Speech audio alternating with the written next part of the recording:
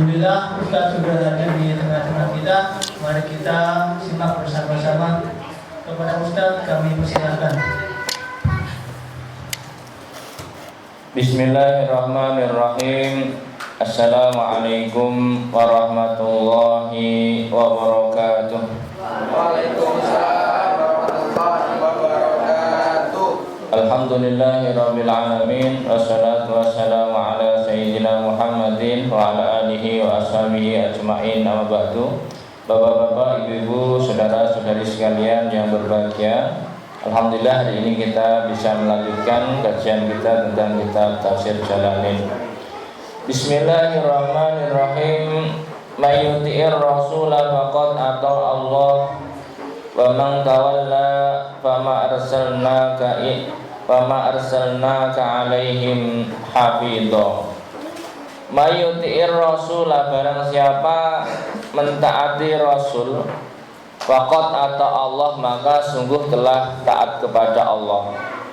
Artinya orang yang taat kepada Rasul itu bagian dari ketaatan kepada Allah. Makanya kalau kita taat kepada Rasul, ngikuti semaksimal kita mampu, itu ada pahalanya. Wa man tawalla, dan barang siapa memalingkan diri, ya, a'radu an ta'atik,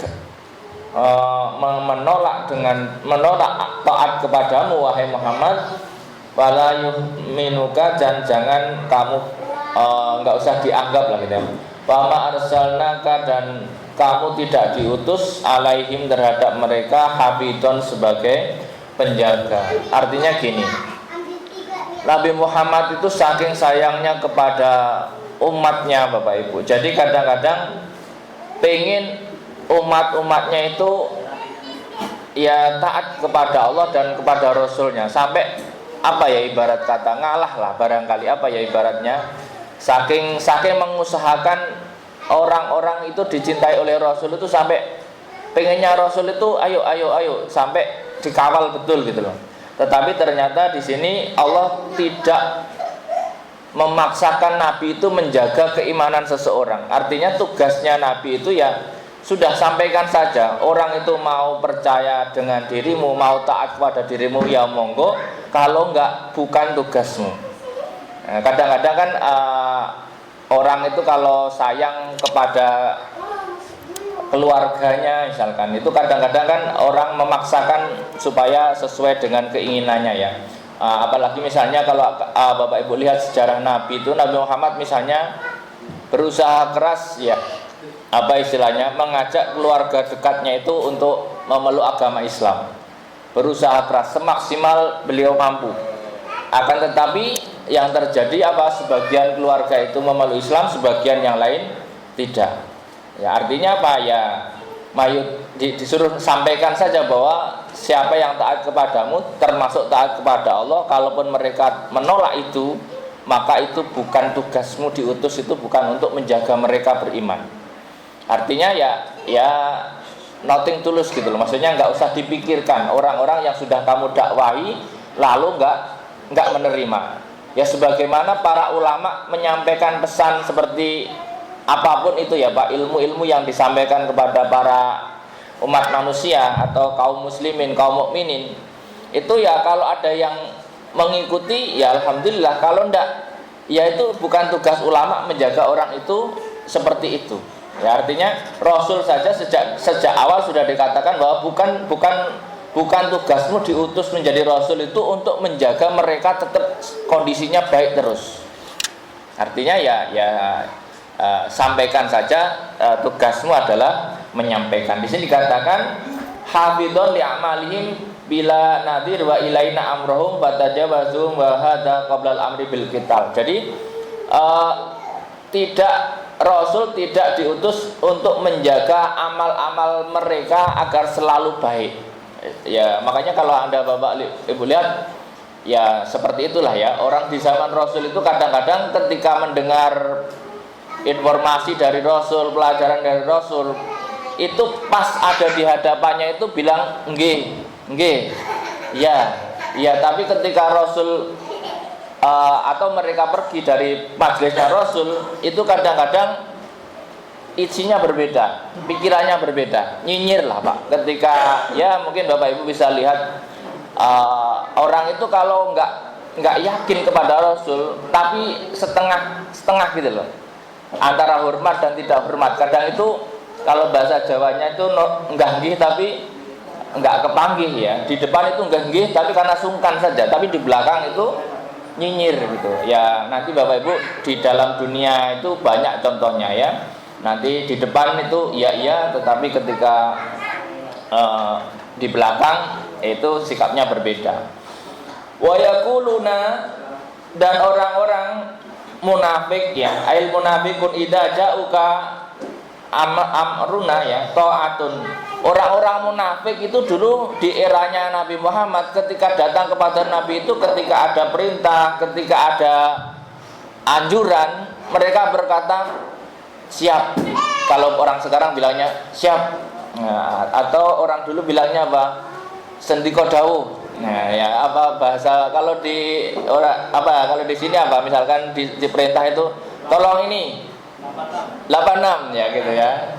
Nah, orang munafik itu ketika di hadapan Rasul bilang ta'atun, siap kami taat gitu. Sami'na wa ata'na, ta'atun laka. Fa'idha barazu, ketika mereka keluar dari majlis itu, min indika, dari sisimu wahai Muhammad, bayatat ta'ifatum minhum, maka apa? Mereka itu kemudian nyinyir sebagian dari mereka ya. Ghairal ladzi taqul, apa yang tidak diucapkan tadi. Jadi antara pas di depannya dengan di belakangnya itu ngomongnya beda. Ya tadi kan pokoknya gitu kan. Anda nanti lihat ya, orang itu kalau di hadapannya nunduk-nunduk tapi di belakang itu ngece. Aku tadi nunduk ya gimana ya gitu ya. Tapi di belakang itu nggak karuan. Banyak lah contohnya. Saya nggak bisa sebut nanti pelanggaran ya. Jadi ada itu contohnya seperti itu. Jadi ghairal ladzi taqul laka bi hudurika minat ta'ah ai isyanik. Jadi di depan mukanya menunjukkan ketaatan, tetapi di belakang itu bermaksiat. Makanya bahaya sekali kalau orang itu hidup di zaman Rasul nggih tapi nggak kepanggih. Kalau di zaman sekarang Bapak Ibu nggih nggak kepanggih itu nggak sampai urusannya sedosa itu. Makanya orang-orang di zaman Rasul itu resikonya ya begitu. Kalau nggih ternyata enggak, itu masuk kaum munafik ya. Wallahu yaktubu ma yubayyitun, dan Allah menulis atau memerintahkan para malaikat untuk mencatat apa yang disembunyikan, apa yang diendapkan di dalam hati. Fi sohaifihim liyujawiza alaihi, supaya nanti pada di akhirat nanti akan dibalas. Orang-orang yang nyinyir terhadap Nabi itu di akhirat nanti disiksa Pak. Makanya ya kalau terhadap bukan Nabi, insya Allah nggak seperti itu. Misalkan Bapak Ibu nyinyir sama yang nggak cocok, ini gimana sih kok begini, nggak apa-apa ya. Tapi kalau sama Nabi itu ya risikonya berat. Fa'arid anhum, maka sudah nggak usah kamu pedulikan. Artinya gini, Rasulullah SAW diperintahkan oleh Allah, kalau ada orang-orang yang nyinyir di belakangmu, biarkan saja. Apa istilahnya ya, cuekin aja, nggak usah diurus, nggak usah dipikir. Kenapa Bapak Ibu? Karena ketika seseorang pemimpin punya agenda, kadang tidak semua bawahannya itu siap. Nah, 1-2 orang mesti ada yang iya tapi tidak, apa bahasanya ya, iyanya kepaksa gitu loh. Kelihatan sebenarnya sudah tahu. Nah, orang-orang seperti itu kalau Anda pemimpin itu nggak perlu digape, apa sih bahasanya ya, nggak perlu direken Pak, no reckon you, apa bahasanya ya, apa bahasa ininya ya, kalau bahasa gaulnya anak pondok dulu, no reckon you, kamu nggak direken, apa kamu nggak di apa bahasanya ya, cuekin aja. Jadi kalau seorang pemimpin kok ada suara-suara celetukan yang kecil, itu nggak boleh oleng, luruslah, lanjutkan, karena kalau oleng itu nggak jadi. Ada kritik kecil-kecil itu tidak apa-apa. Tapi kalau kritik kecil kita sudah oleng, itu nggak jadi program itu. Makanya tapi kalau kritiknya sudah maksimal berarti ada yang salah. Kira-kira begitu. Wallahu yad'u fa'rid anhum wa tawakkal 'ala Allah, dan bertawakallah kepada Allah. Ayasik bi fa innahu kafika wa kafa billahi wakila, dan cukuplah kepada Allah kamu mengambil pelindung. Jadi di zaman Rasul itu Pak, Anda bisa bayangkan di era-era awal Islam itu kan Islam masih minoritas Pak. Itu ketika ada perintah-perintah di dalam timnya Rasul saja, kadang-kadang ada orang-orang yang sudah apa bahasanya ya, tidak setuju, tapi kecil ya, biasanya orang munafik gitu. Tapi makanya karena Rasul itu saking demokratisnya Pak, ketika ada yang seperti itu pengennya itu dirangkul, dicarikan jalan keluarnya. Makanya tapi Allah memberikan ilmu pelajaran bahwa kalau Anda jadi seorang pemimpin dan kamu sudah punya keputusan, punya perintah, maka abaikan orang-orang yang suara-suara sumbang itu. Jadi tetap tawakkal Allah. Makanya kalau kita punya program itu mesti ada yang tidak setuju. Bapak bisa contoh lah ya, setiap presiden di Indonesia itu setiap punya program dari sejak dulu mesti ada yang tidak setuju. Tinggal diukur kecil atau besar. Kalau yang tidak setuju kecil itu dilanjutkan saja, tinggal dievaluasi. Tapi kalau yang tidak setuju besar, ya bapaknya yang dievaluasi, kan repotnya begitu nanti ya. Ya tinggal resikonya begitu. Makanya kan kalau dalam urusan dulu ini juga sama, maka disuruh tawakal Allah. Cukuplah Allah menjadi penjaga. Kalau itu benar, maka Allah itu akan menjaga. Jadi nanti kita, pemimpin itu kalau niatnya benar Pak, insya Allah programnya itu akan sukses Pak, dijaga Allah ya. Artinya meskipun tetap ada orang-orang munafik pada zamannya. Jadi jangan berharap orang munafik ini hilang, nggak mungkin. Zaman Rasul saja ada, apalagi zaman Pak Prabowo misalnya ya, terserah lah ya. Misalnya ini contoh saja. Tapi ya nggak tahu ya. Afala yatadabbarunal Qur'an, apakah mereka tidak bertadabbur terhadap Al-Qur'an, wa ma fihi, dan apa yang ada di dalamnya, minal ma'ani, dari makna-makna ya. Walau kana min indi ghairillah lawajadu fihi ikhtilafan katsira. Kalau saja Quran itu bukan dari Allah, maka akan kalian temukan di dalam Quran itu perbedaan-perbedaan yang banyak. Quran ini kalau diangen-angen itu nanti Bapak Ibu, saudara-saudara sekalian akan memahami betul betapa Quran ini bukan produk dari selain Allah, tetapi memang murni dari Allah. Kenapa? Sebagian orang itu menuduh Quran itu ciptaannya Nabi. Kalau Quran itu ciptaannya Nabi, kenapa dalam Al-Quran itu mengkritik Nabi? Nabi mengkritik dirinya sendiri. Masa orang nulis buku terus menjelek-jelekkan dirinya sendiri, ada nggak Pak kira-kira? Nggak mungkin. Nah, contohnya seperti itu ya. Sementara Nabi juga ummi. Ummi itu apa? Tidak membaca kitab-kitab sebelumnya. Ya nggak mungkin. Ada yang menuduh juga kitab Al-Quran itu nyontek kitab sebelumnya. Kalau Quran itu nyontek kitab sebelumnya, mana mungkin kitab Quran itu mengkritik kitab sebelumnya? Masa nyontek ngeritik yang dicontekin Pak? Nggak mungkin ya. Kalau Quran itu karangan manusia, kenapa tahu masa depan misalnya? Tentang apa misalnya? Tentang tabat yada Abi Lahab wa tab. Saat ayat itu turun, Abi Lahab masih hidup Pak ya. Jadi kalau dipikir-pikir lah, kalau nggak berani lah orang bikin statement misalnya memastikan orang masih hidup terus dicap apa misalnya masuk neraka. Siapa yang berani? Ternyata dia soleh, kan repot misalnya.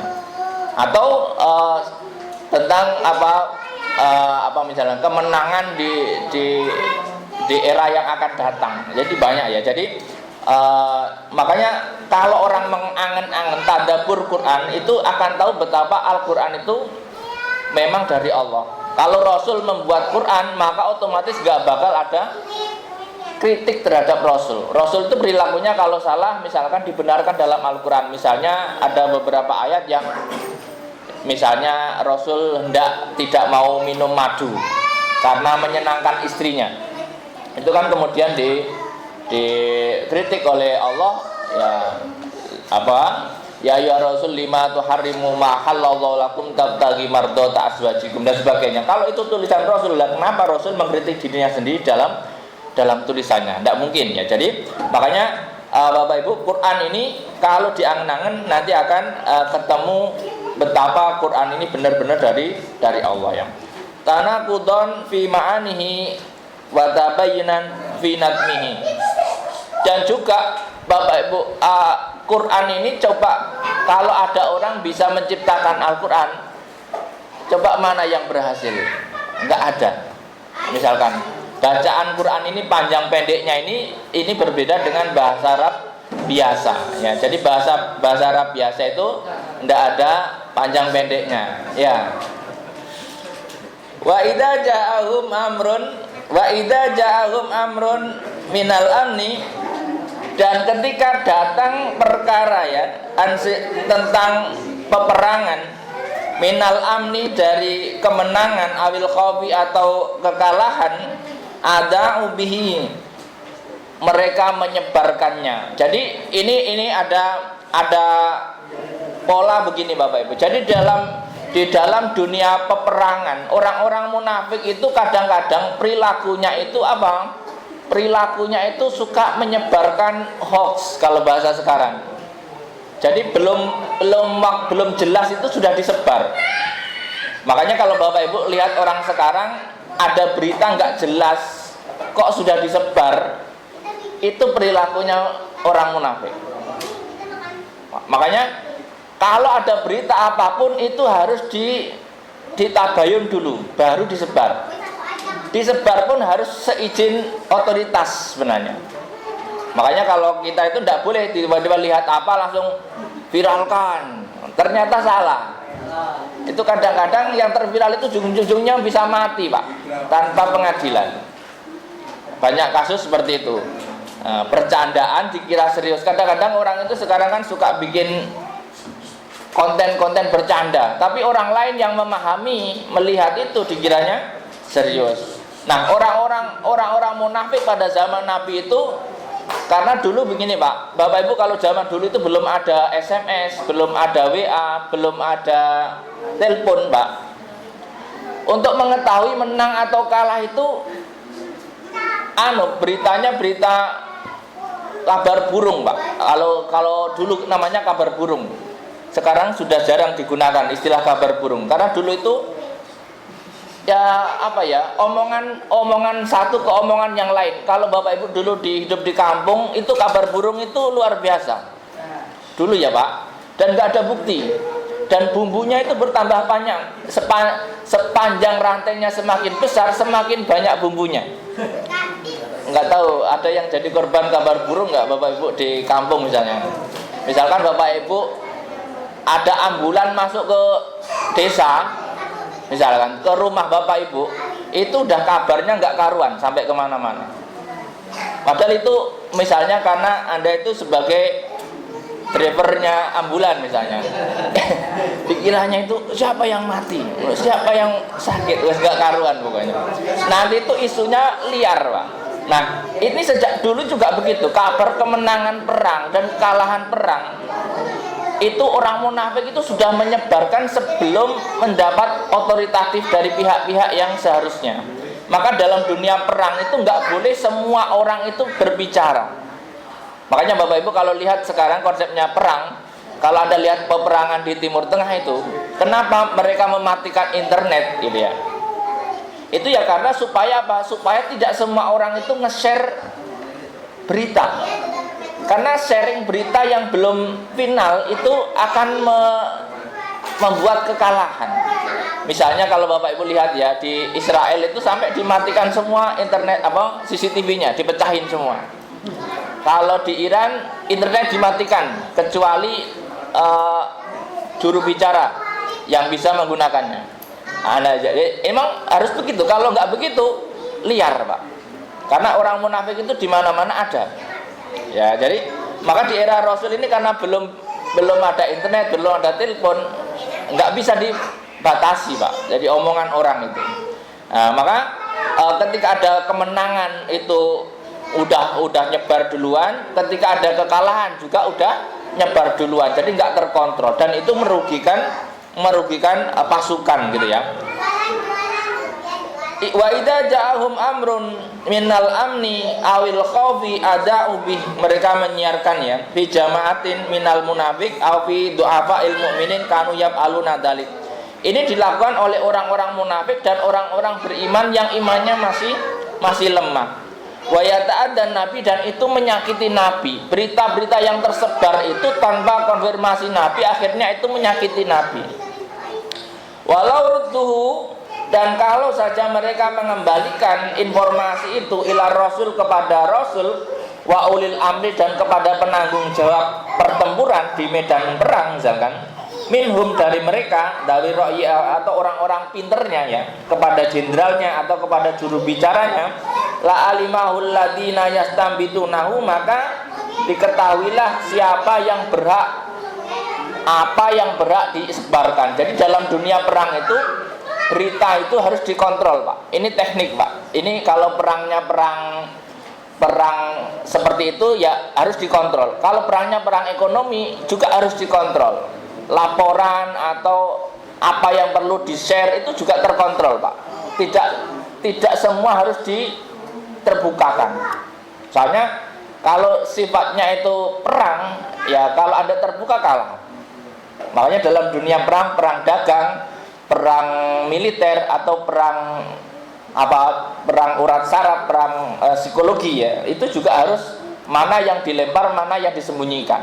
Jadi harus mengelola tekniknya dan itu harus diambil oleh orang-orang yang ahli di bidangnya. Artinya kalau dalam peperangan itu kan setiap peperangan itu mesti ada komandannya, ada pimpinan perangnya. Makanya sepertinya harus press release-nya itu harus dari pimpinan. Makanya kalau Bapak Ibu lihat dalam peperangan internasional itu ucapan netizen itu nggak dianggap. Yang dianggap itu ketika ucapan jubir Kementerian Luar Negeri atau Kementerian Perang atau Presiden. Makanya ucapan Presiden itu harus terkontrol. Kalau nggak terkontrol, perang itu nggak karuan, Pak. Makanya ucapan presiden itu sebaiknya memang harus terkontrol. Ucapan pimpinan lah, paling tidak itu harus terkontrol. Ya, karena itu yang menjadi alat peperangan. Ya dalam hal apapun ya, dalam hal ekonomi, bisnis ataupun tentara dan sebagainya. Minhum, dari mereka, walau la fadlullahi alaikum, kalau saja fadl Allah tidak pada dirimu ya, wa rahmatuhu, dan rahmatnya, lakum bil Quran, lattaba'tumus syaitan, kalau saja kamu tidak beragama Islam dan tidak memegang Quran, maka lattaba'tumus syaitan, maka kalian akan mengikuti syaitan, bima ya'murukum bihi minal fawahish, dari hal-hal yang buruk, illa qalilan, kecuali sedikit. Jadi kalau saja ini disampaikan kepada orang-orang waktu itu, kalau saja tidak ada Islam dan Quran hadir kepada kalian, kamu kebanyakan akan mengikuti setan, kecuali sedikit. Artinya gini, Quran ini cukup menjadikan manusia jauh dari setan itu lebih maksimal dibanding kalau ada orang itu hanya mengandalkan kearifan lokalnya waktu itu. Artinya sebelum Islam datang, ada nggak orang baik di Arab? Ada, tapi sedikit. Nah, artinya kalau walau la fadlullah alaikum, kalau nggak ada Islam dan Quran, orang untuk menjadi baik itu akan sangat sedikit. Wong ada Islam dan ada Quran saja, itu juga ya meskipun kelihatannya banyak, yang berkualitas itu masih tidak terlalu banyak. Gitu ya. Artinya Quran dan Islam ini mempermudah orang untuk menjadi baik. Makanya kalau orang nggak mau menerima, ya mau ikut aturan mana kira-kira untuk baik itu. Waqatil fisabilillah, maka berperanglah wahai Muhammad fisabilillah, di jalan Allah, la tukallafu illa nafsak, tidak dibebankan kecuali kepadamu. Jadi Rasul sampai dapat perintah begini, sudahlah, nggak usah pusing, perang saja, berangkat saja, tidak dibebankan perintah itu kecuali atas dirimu. Jadi gini, Rasul sebagai pimpinan umat Islam, karena mungkin sebagian umat Islam waktu itu ketika ada perintah perang itu masih ragu, Pak. Maka Allah merintahkan gini, pokoknya kamu berangkat saja. Kalau nggak ada yang ikut kamu, nggak apa-apa. Yang penting kamu berangkat. Jadi ibarat kata gini, Pak, sebagai seorang pemimpin, kalau anak buahnya diperintah kok nggak jalan, pemimpin itu jalan saja, Pak. Sidak saja, turun gorong-gorong saja, misalnya ya. Nanti kalau pemimpinnya sudah turun, Pak, otomatis anak buah, setidaknya itu anak buahnya isin, malu, setidaknya. Tapi kalau pemimpin saja ada banjir sedengkul pakai perahu, Pak, nggak mungkin bawahannya akan ikut. Makanya harus berani terjun. Makanya pemimpin itu nggak boleh ragu-ragu. Kalau memang maju, maju. Kalau pimpinan maju, anak buah itu mau nggak mau ikut maju. Pemimpin kerja bakti.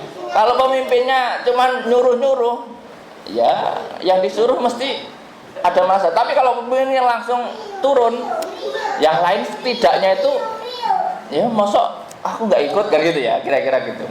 Nah, perintahnya sampai seperti itu ya. Waqatil fisabilillah la tukallafu illa nafsak wa haridil mu'minin, dan doronglah orang-orang mukmin. Jadi istilahnya gini, Pak, kalau kita ambil perintahnya Allah kepada Rasul dan kepada orang mukmin itu, kamu turun dulu, lalu dorong orang yang ngikutin kamu itu ikut. Ayo, aku sudah berangkat ini. Bapak Ibu kalau pengen ngajak jalan-jalan, kalau ketuanya belum datang kan belum berangkat-berangkat kan. Tapi kalau ketuanya datang, yang lain akan lari-lari, Pak. Oh iya lari gitu ya. Ibarat kata memang begitu. Pemimpin itu kalau versi Rasul ya berangkat dulu. Pemimpin perang di depan. Ya, nggak harus di belakang, bukan tukang ngangon ngangon itu, yang ngangon di belakang. Tapi kalau mimpin perang ya di depan. Nah, jadi kalau dulu begitu ya. Kalau sekarang jenderal nggak tahu di depan apa di belakang. Kalau ya, sekarang kan nggak harus depan belakang ya, karena strategi perang itu sekarang kuncinya ada di jenderal ya. Jenderal harus aman dalam peperangan. Asallahu ayakufa ba'sal ladina kafaru, barangkali Allah akan menahan gempuran orang-orang kafir ya. Wallahu asaddu ba'syan, dan Allah sekeras-kerasnya mengadab ya, wa asaddu tanggila, dan sekeras-kerasnya memberikan adab ya. Faqala Rasulullah sallallahu alaihi wasallam, nafsi biyadi la akhrujanna walau wahdi. Lalu kemudian Rasul bersumpah, demi Allah ya, saya akan perang berangkat sendiri kalau nggak ada yang mau berangkat. Jadi Anda bisa bayangkan, Pak, masih minoritas, tiba-tiba ada perintah perang, itu beratnya luar biasa. Fa kharaja bisa inarokiban ila Badri Sugro, lalu kemudian Rasul berangkat bersama 70 pasukan berkuda ila Badri Sugro, ke medan Badar Sugro ya. Maka Allah basal kufar bil qairub rum fi qulubi, lalu kemudian Allah menjadikan musuh-musuhnya itu ngeper. Jadi kadang-kadang seperti yang sebelumnya ya, Pak, kita itu tetap harus berani dulu kalau perang, meskipun sedikit. Jadi kalau sedikit nggak berani perang, nggak berani maju, ya jangan berharap menang. Makanya maju dulu. Soal nanti menang itu berarti ada maunahnya Allah. Kalau kalah wajar. Artinya kalau kecil ngelawan gede kok kalah kan wajar. Tapi kalau menang berarti pertolongan Allah luar biasa. Nah, Rasul ini dia bersumpah, kalau nggak ada yang mau ikut perang, aku maju sendiri. Akhirnya ada berapa yang ikut? 70. Bapak bisa bayangkan 70, Pak. 70 itu sedikit loh, 70 pakai kuda. Itu kalau hatinya nggak tawakal ala Allah, Itu artinya gerundel ya, bunuh diri. 70 Pak, 70 lawan enggak karuan lah kira-kira begitu. Tapi ternyata pertolongan Allah caranya gimana? Musuhnya itu dibuat ngeper, Pak. Musuhnya dibuat takut. Makanya sebenarnya perang itu bukan masalah kekuatan fisik saja, tapi kadang-kadang mental itu penting. Bapak Ibu lihat perang di Timur Tengah sekarang. Yang gede aja ngeper, Pak. Ibarat kata begitulah ya, Pak ya. Jadi nggak harus sekuat yang gede untuk menang perang. Tapi bagaimana? Pertama mental. Ya senjata ya harus punya tetap ya Pak, minimal bambu runcing lah kalau di Indonesia dulu ya. Minimal jangan terus kemudian nggak bawa apa-apa. Tetap harus ada minimal bambu runcing kalau orang Indonesia dulu. Jadi berangkat seberapapun, kalau pimpinannya berangkat, orang-orang yang berani berangkat itu orang-orang hebat. Mesti orang yang setia. Orang munafik saya pastikan kalau seperti ini dia itu cari alasan atau berangkat telat kayak yang sebelumnya ya, atau pura-pura maaf ada kegiatan lain misalkan. Terus pokoknya ada alasan. Amati saja Pak, nanti tuh di dunia itu akan mirip orangnya itu. Ketika yang lain ada perintah yang agak berat gitu, bentar ya, ya pokoknya sudahlah, pahami saja kira-kira seperti itu. Nah orang-orang yang mampu berangkat ini nanti akan ditolong Allah seperti itu. Kemudian wa may yashfa', barang siapa memberi syafaat bainan nas kepada manusia, syafaatan hasanatan, syafaat yang baik, yakun lahu nasibum minha, maka bagi dia ada pahala darinya.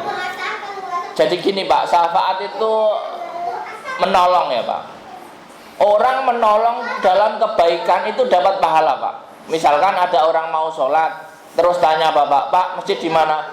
Itu Pak masjid sebelah nanti belok kiri. Bapak nunjukin saja dalam kebaikan itu dapat pahala. Apalagi terus bantu mau pakai sajadah Pak, ini ada sajadah mayas Pak syafaatan. Padahal nggak mengurangi apa-apa, tapi Bapak Ibu dapat pahala. Makanya nanti saling membantu dalam kebaikan itu ada pahalanya. Membantu orang apa misalnya, membantu orang beribadah, membantu orang apapun itu, maka akan ada pahalanya. Mayyasfa syafa'atan hasanatan yakun lahu nasibum minha, wa mayyasfa syafa'atan sayyi'atan yakun lahu kiflun minha. Dan barang siapa membantu dalam keburukan, maka dia juga akan dapat dosa. Misalnya ada orang mau ngerampok terus Anda bantu, ini di sini dulu. Jadi membantu dalam kemaksiatan itu dapat dosa, membantu dalam ibadah dapat pahala. Makanya Bapak Ibu membantu sebaiknya membantu dalam kebaikan, jangan membantu dalam keburukan. Misalkan membantu orang membantu orang bermaksiat, terserah ya, macamnya banyak. Misalnya membantu orang selingkuh misalnya, misalnya ya Pak, misalkan Anda punya teman terus tolong jangan bilang misalkan gitu, membantu merahasiakan itu termasuk kena dosa. Makanya kalau membantu sebaiknya membantu kebaikan. Ya, kamu mau sedekah, sini saya bantuin bagi-bagi, dapat pahala Pak, meskipun kita cuma bantuin bagiin. Ya kira-kira seperti itu dan sebagainya. Nanti bisa dikembangkan, bantuan apapun semakin besar, semakin berat rasa bantunya, maka semakin besar pahalanya. Ya pokoknya barang siapa membantu dalam kebaikan dapat pahala, membantu dalam keburukan dapat dosa. Termasuk dalam urusan perang. Misalnya dulu kalau di era perjuangan itu orang-orang Indonesia itu menyumbangkan sebagian hartanya untuk pejuang-pejuang kemerdekaan. Dia nggak ikut perang, tapi dia nyumbang makanan, nyumbang harta. Kalau nggak salah dulu ada dari beberapa provinsi itu nyumbang emas untuk beli pesawat tempur atau untuk beli pesawat. Kalau nggak salah dulu dari Aceh ya, yang menyumbangkan emas untuk dijual dan dibelikan pesawat supaya Indonesia itu gagah. Negara kalau baru merdeka itu kan nggak punya apa-apa Pak. Ya sama kayak pokoknya segala organisasi kalau awal-awal itu biasanya nggak ada apa-apa. Ya, biasa lah ya. Jadi makanya banyak yang tergetuk hatinya, dan orang-orang seperti itu menyumbang untuk perjuangan itu sama dengan orang yang berjuang. Misalkan apalah sekarang, misalkan kita nggak bisa membantu negara yang sedang tertindas, kita bantu dengan doa saja, itu bagian dari membantu dalam kebaikan. Dan makanya membantu itu kan kalau nggak bisa dengan tangannya, dengan suaranya, ya dengan doanya.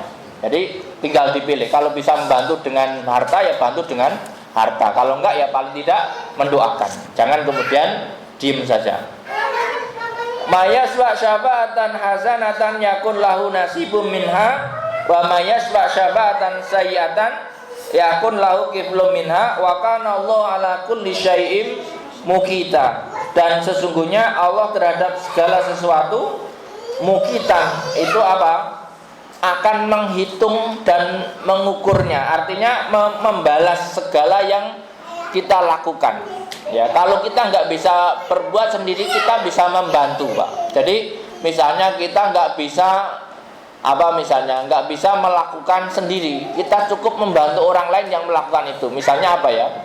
Misalnya tadi ya, kita nggak berani perang karena kita nggak mampu, misalnya nggak punya kemampuan, ya kita cukup bantu ngasih minumnya misalnya. Makanya dulu kalau Bapak Ibu lihat di dalam perang kemerdekaan itu ada orang-orang tugasnya cuman angkut-angkut, Pak, tapi jadi veteran perang. Angkut, tapi bukan angkut-angkut apa, angkut peluru, Pak. Apa bahasanya ya? Logistik. Tugasnya cuma nganter peluru. Orang nganter peluru itu kalau mati tetap hitungannya sama dengan pejuang mestinya.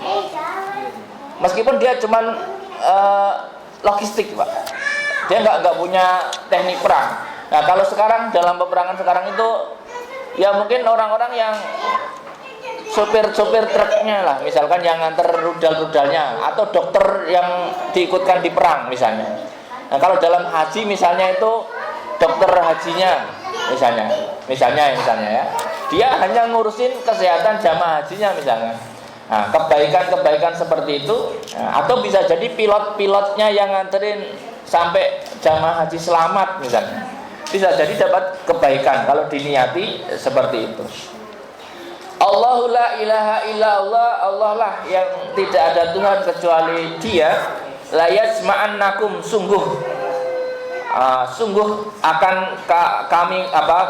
kami kumpulkan mereka ila yaumil kiamati, di hari kiamah, la raiba fihi, yang tidak ada keraguan atas kiamat itu. Wa man asdaqu, dan siapa lagi yang paling benar ya, minallahi, daripada Allah, hadisan dalam ucapan. Siapa lagi yang paling meyakinkan, yang paling benar ucapannya kecuali Allah. Artinya orang itu nanti akan dikumpulkan di hari kiamat, itu pasti. Nanti di hari kiamat itu semua dikumpulkan. Artinya orang-orang yang berbuat baik akan dibalas, orang-orang berbuat buruk akan diadab. Artinya apa? Tenang saja kalau di dunia ini kita menerima sesuatu yang mungkin berat dalam ibadah, atau mungkin didolimi orang, nanti kita akan temukan itu di akhirat balasannya. Semuanya akan dibalas sesuai dengan porsinya ya. Keadilannya itu nanti akan kita temukan. Pokoknya kalau di dunia merasa ada ketidakadilan, maka keadilannya itu akan ditemukan di akhirat. Fama lakum bil munafiqina fi'ataini wallahu arkasahum bima kasabu aturiduna an tahdu man adallallah wa may yudlilillah falan tajida lahu sabila. Walama raja'an nas min Uhud ikhtalafan nas fihim. Ketika orang-orang pasukan dari kaum muslimin pulang dari Uhud, maka sebagian manusia, sebagian kelompok ini menjadi berbeda pendapat tentang bagaimana orang-orang munafik ini kita perlakukan. Orang-orang muslim waktu itu kan ketika berangkat ke Uhud tadi 70 pasukan tadi ya Pak, kira-kira ya 70 pasukan itu kemudian sudah berani perang bersama Rasul. Lalu pulang dari sana kemudian apa? Kok ada itu orang-orang yang gak berangkat? Itu ya, itu kan orang-orang munafik. Lalu mereka itu enaknya diapain itu orang-orang yang kayak gitu? Ibarat kata itu kalau dalam perang itu orang nggak berangkat itu pengkhianat, Pak. Munafik itu ya pengkhianat itu. Nah, bagaimana ini orang pengkhianat itu? Apakah kita sikat atau kita biarkan? Sebagian, oh jangan, oh sikat aja, oh jangan. Jadi terbelah dua.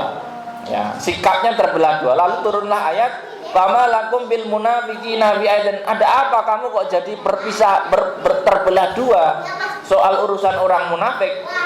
Wallahu arkasahum bima kasabu. Padahal Allah memperlihatkan sikap mereka betapa seperti itu. Jadi kadang-kadang perang itu membuktikan mana yang munafik, mana yang beriman. Jadi kalau ada urusan yang berat, itu kita bisa menguji kesetiaan pasukan kita. Kok ada yang berat gini nggak datang? Wes, berarti nggak besti ini, kira-kira gitu. Lalu kemudian apa? Aturiduna antahtuman adallallah. Apakah kamu ingin memberikan hidayah kepada orang-orang yang disesatkan oleh Allah? Orang itu kalau sudah nyata kemunafikannya, artinya Allah menunjukkan bahwa orang-orang seperti itu nggak dapat hidayah. Sudah, maka statusnya seorang-orang seperti itu menjadi apa? Menjadi seperti orang kafir. Jadi munafik di era Rasul itu statusnya menjadi orang kafir, Pak. Dikembalikan ke kafirannya. Jadi kalau kita diperintah perang, ada yang nggak berangkat, ya wis bar.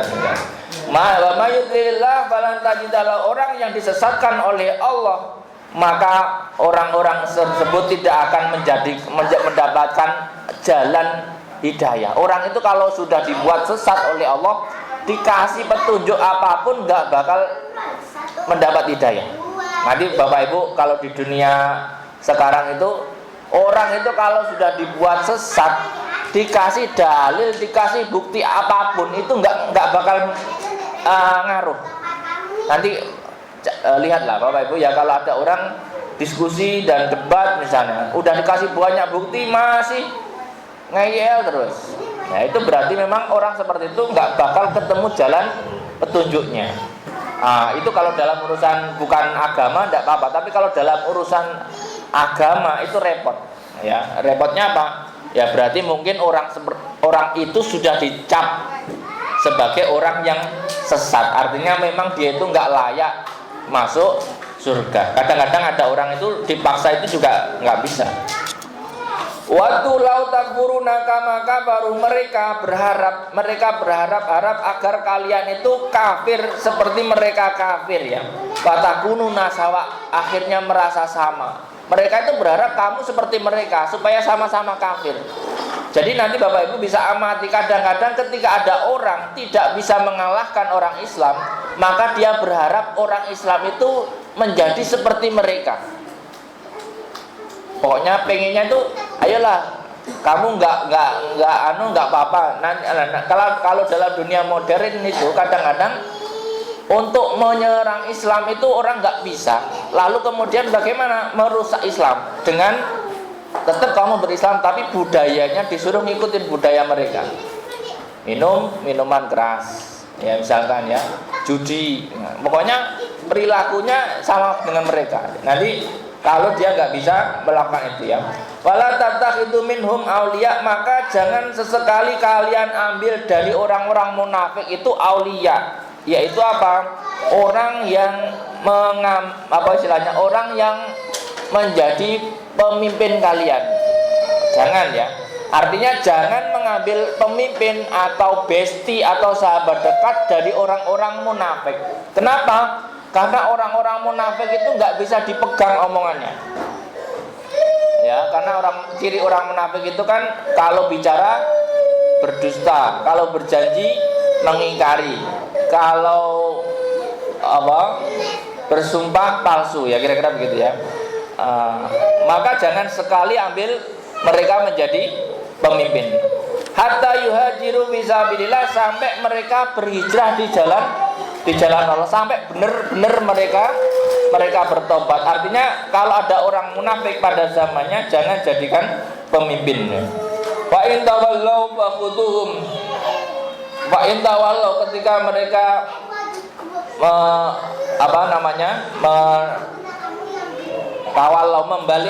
membalikkan wa qamu ala ma hum ali wa khuduhum. Kalau mereka gini,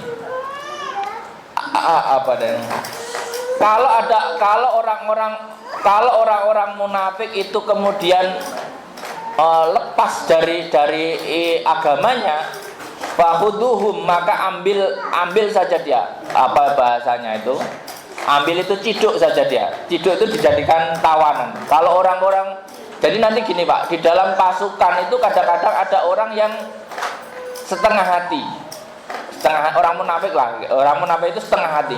Kalau nanti nampak dia melawan dirimu, langsung saja sikat. Jadi perintahnya gitu, ini dalam konsep perang ya. Waqtuluhum haitsu saqiftumu waqtuluhum haitsu wajadtumuhum, dan basmi kalau ada pengkhianat di dalam pasukan. Jadi kalau Bapak Ibu lihat di dalam internasional, saya lihat amati perang di Rusia Ukraina, dulu itu ada namanya tentara Wagner. Awal-awal perang itu awal-awal digunakan Rusia untuk perang di Ukraina. Tapi suatu ketika Wagner ini tiba-tiba mau nyerang ibu kota Rusia. Lalu kemudian sama Rusia diapakan? Dibinasakan habis.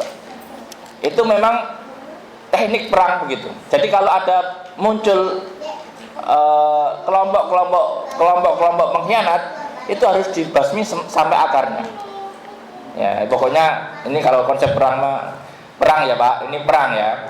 Wala tatahidu minhum waliya wala nasira, dan jangan ambil dari mereka itu sebagai apa istilahnya, orang yang memegang amanat. Artinya jangan ambil orang-orang pengkhianat itu menjadi pemegang kendali ya. Wala nasiro, dan jangan jadikan dia penolong. Artinya apa? Mereka itu nggak bisa dipegang. Jadi dalam dunia perang itu jangan sampai mengambil pengkhianat sebagai pengendali. Karena apa? Nggak bisa dikendalikan. Nggak kepanggil tadi. Maju, dia nggak maju. Nah, itu bahaya ya. Nah, nanti dalam pertempuran ilal ladina yasiluna ila qaumin bainakum wa bainahum misak, kecuali orang-orang yang menyambung kepada kaum yang antara kamu dan mereka itu ada perjanjian, kecuali di bawah perjanjian damai.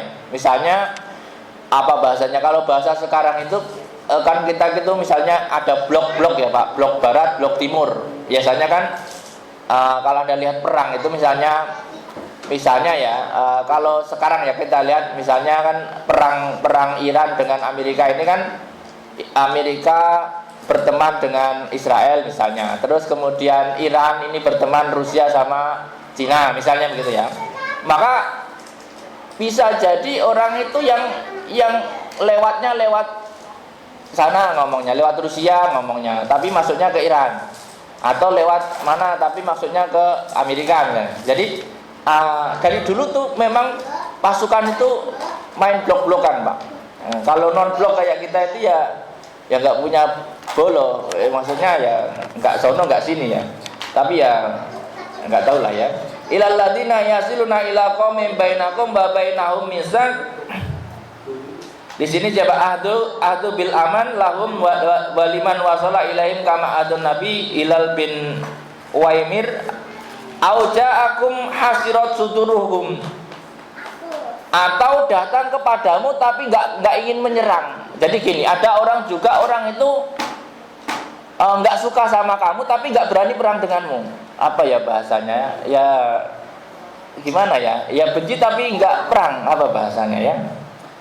Kalau negara itu misalnya dia tuh nggak seneng sama dia, cuman nggak perang.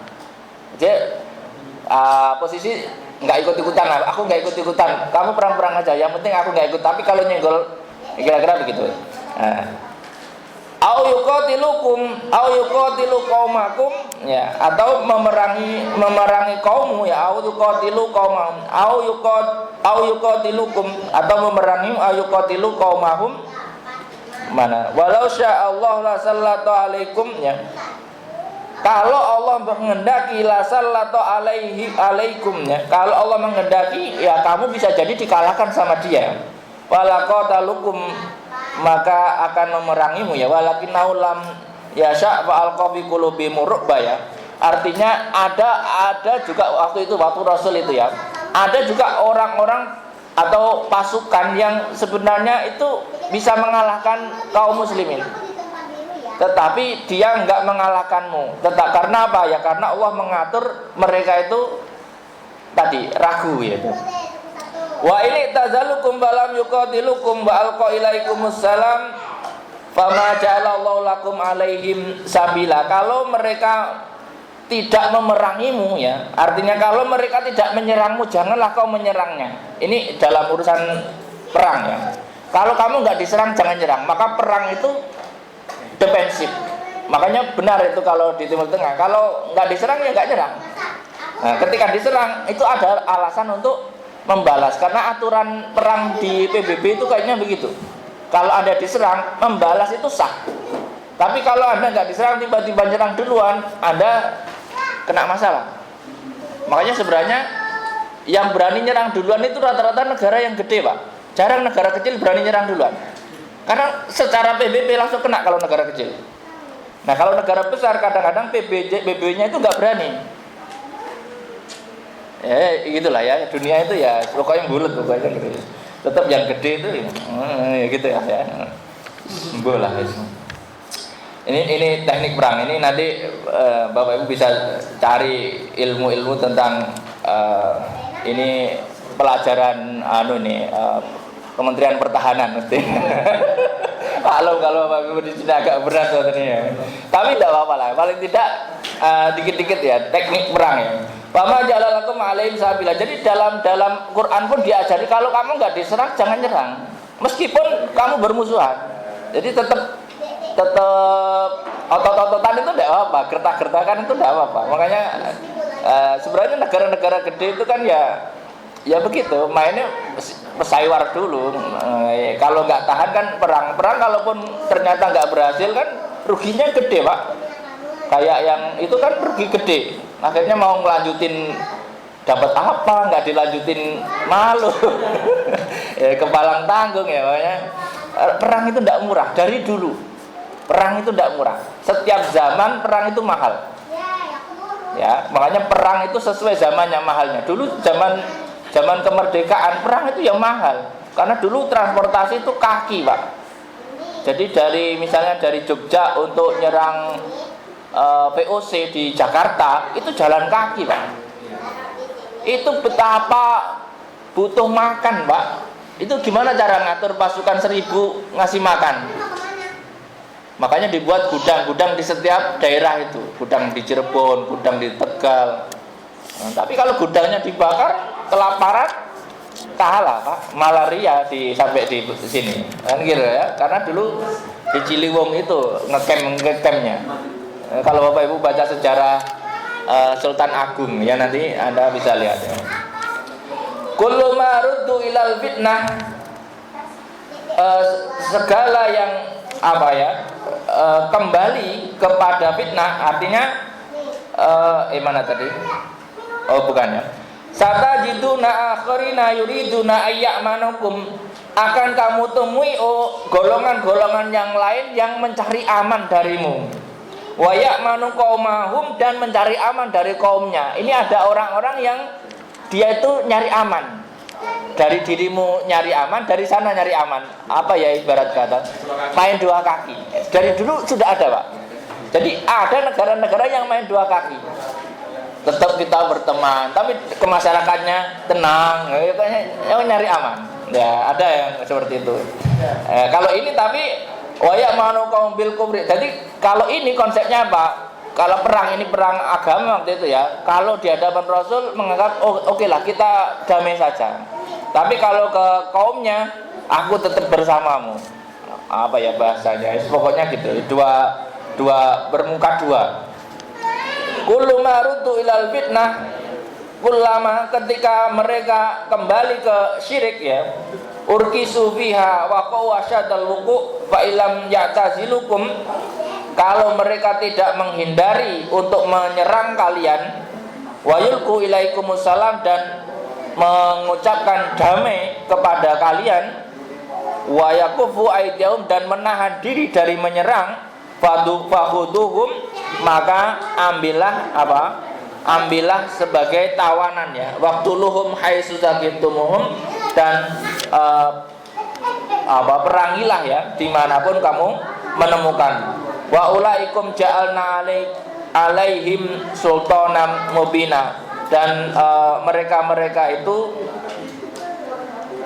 kepada kalian kami jadikan bagi kalian atas mereka penguasaan ya, baroban dan sebagainya. Artinya orang-orang yang mencari seperti itu ya tawan saja kalau memang bermuka dua, karena bermuka dua itu juga sebenarnya membahayakan ya. Jadi kalau orang bermuka dua itu ya berbahaya juga ya. Jadi ada orang nyari aman dari sana, nyari aman dari sini, itu ya berisiko lah, sama sebenarnya. Wa ma kana lil mu'minin ayyaqtula mu'minan illa khata'a. Wa man qatala mu'minan khata'an fa tahriru raqabatin mu'minah wa diyatun musallamatun ila ahlihi illa ayyasaddaqu wallahu a'lam bishawab. Demikian, semoga ada manfaatnya kajian kita pada pagi hari ini. Hadanallahu yakum walakum minkum wallahu muwaffiq ila aqwamit thoriq. Wassalamualaikum warahmatullahi wabarakatuh. Waalaikumsalam.